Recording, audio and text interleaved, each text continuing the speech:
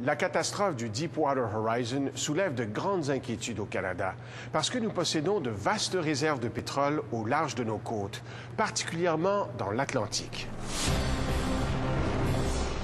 En 1997, la plateforme Hibernia commence à exploiter un gisement pétrolifère colossal situé dans le bassin Jeanne d'Arc, à 350 km des côtes de Terre-Neuve.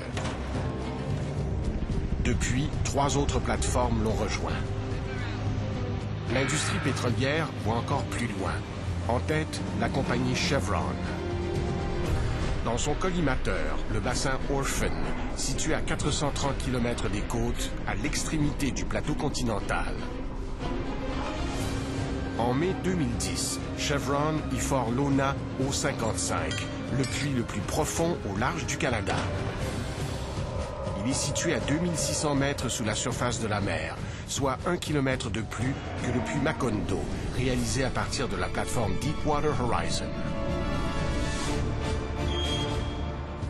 La même question se retrouve alors sur toutes les lèvres. Une catastrophe comme celle qui s'est produite dans le golfe du Mexique peut-elle survenir dans les eaux canadiennes?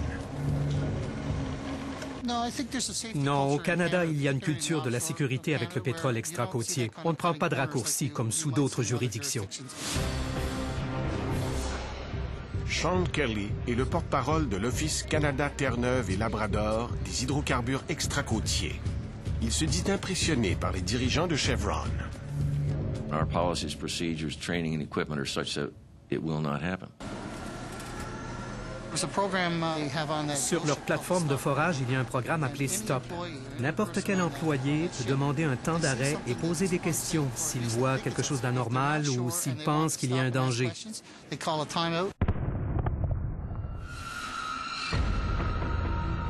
En outre, l'Office Canada Terre-Neuve a resserré toutes les procédures concernant l'exploration en eau profonde. Pourtant, pas question d'exiger le forage d'un puits de secours en même temps que le puits principal. Nous n'appuyons pas cette position parce que c'est doubler les risques. Une explosion peut arriver autant dans le puits de secours que dans le puits principal. Par contre, les pétrolières sont tenues de présenter un plan de secours détaillé en cas de déversement majeur ou d'explosion. Avec le puits Lona O55, nous avons exigé de Chevron de nous prouver qu'elle pouvait forer un puits de secours. Elle devait nous dire quelle plateforme elle utiliserait, où elle se trouve, ses capacités et combien de temps ça lui prendrait pour se rendre sur les lieux au besoin.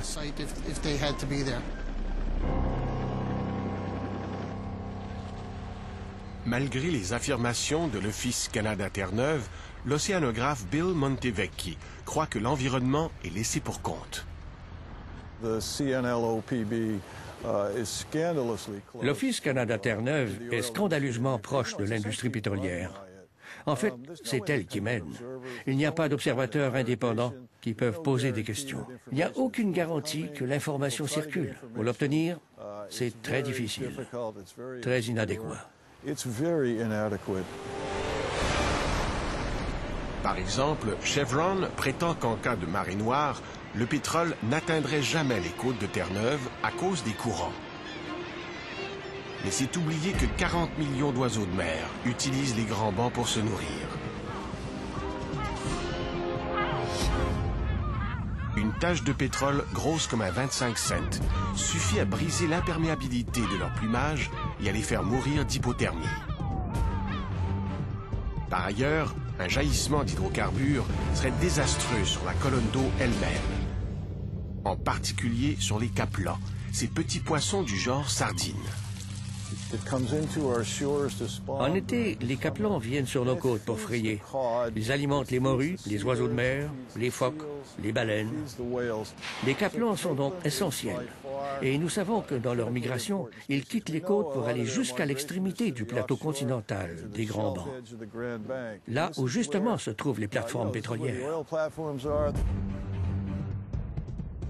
L'Office Canada Terre-Neuve a maintenant les yeux tournés vers le golfe du Saint-Laurent, où se trouve Old Harry, un gisement pétrolifère prometteur. Le chimiste marin Émilien Pelletier ne cache pas son inquiétude. Les décisions politiques là-bas sont prises depuis déjà un certain temps, donc il n'y a rien pour arrêter leur processus d'exploration et d'éventuelle exploitation de au moins la section qui se trouve du côté de Terre-Neuve. Ici, un forage qui tourne à la catastrophe ferait beaucoup plus de dommages que dans le golfe du Mexique, car le golfe du Saint-Laurent est 6 fois plus petit. Et puis, il y a la question de la température. Dans le golfe du Saint-Laurent, on est en milieu nordique. Les températures de l'eau en surface, l'été au mieux, peut atteindre 10 ou 12 degrés, alors qu'on avait 25 ou 28 degrés dans le golfe du Mexique. Donc, la température est beaucoup plus basse. Les conséquences sont évidentes. Premièrement, beaucoup moins d'évaporation du pétrole qui arriverait en surface. Deuxièmement, le froid ralentit la multiplication des bactéries qui dégradent le pétrole.